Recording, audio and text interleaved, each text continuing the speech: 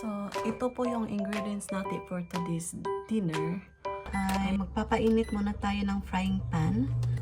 So, ngayon, painit na yung frying pan natin.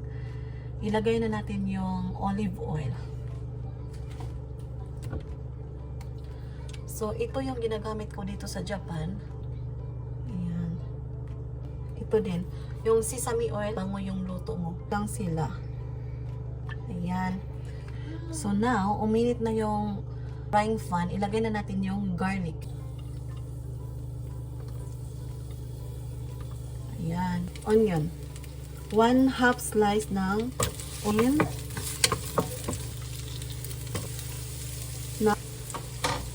Ayan. Huli na natin ilagay yung egg. So, takpan natin. Let's wait.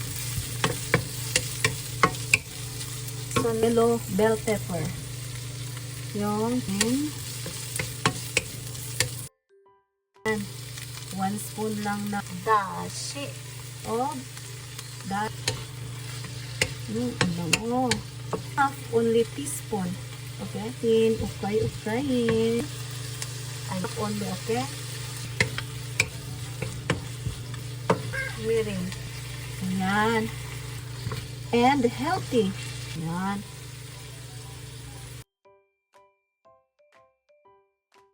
Natin tong yan.